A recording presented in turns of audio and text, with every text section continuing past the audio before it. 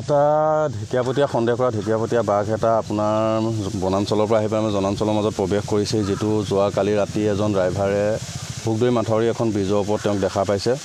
তাৰপিছত বাঘটো মানুহৰ ঘৰৰ কাষেদি আহি পেলাই এতিয়া পথাৰত আহি ধাননি পথাৰৰ মাজত সোমাইছেহি। এতিয়া বৰ্তমান ধানৰ সময়, ধান কটাৰ সময়, আজি বহুতখিনি দাৱনি পথাৰৰ পৰা উভতি যাবলগীয়া অৱস্থা হৈছে।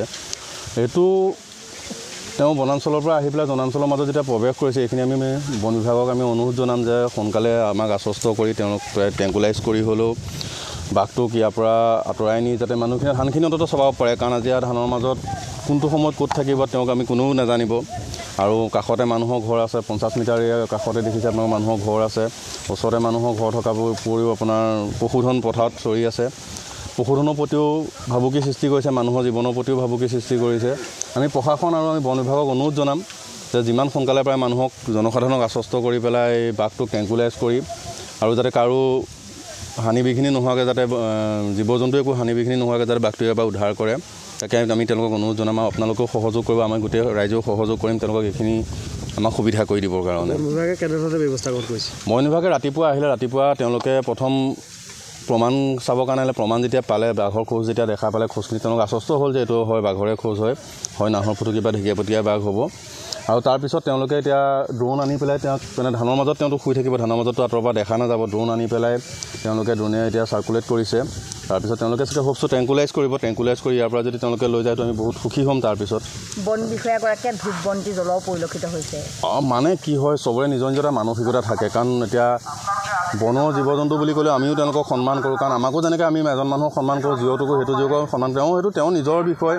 তেওঁ যদি কাৰণ এটাও কথা বৈজ্ঞানিক দৃষ্টিভংগীয়ে চাব গ'লে সেইটো সম্পূৰ্ণ অমূলক এটা কথা।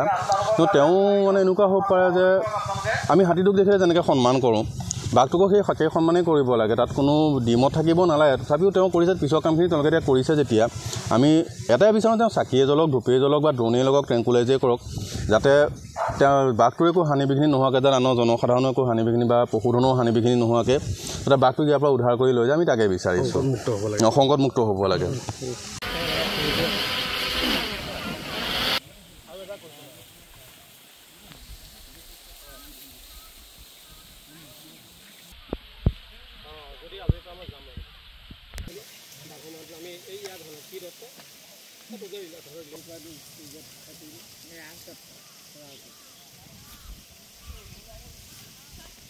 মাইকী হয়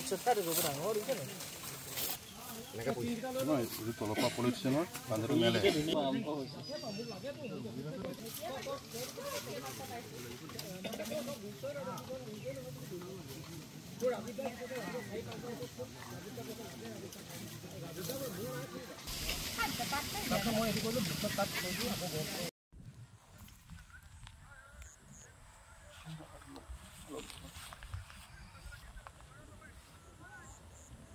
চলো ফাস্ট কৰো।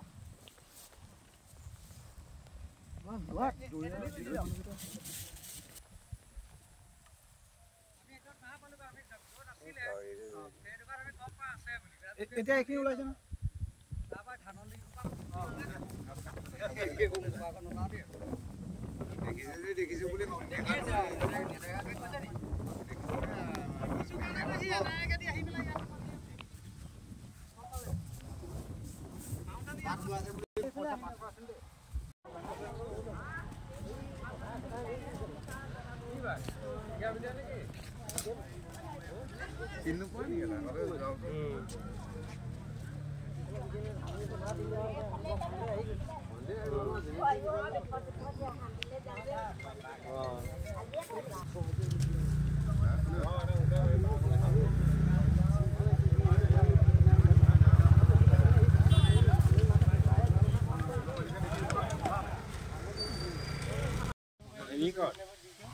খবৰ এতিয়া মালিক ফৰেষ্ট আহিলে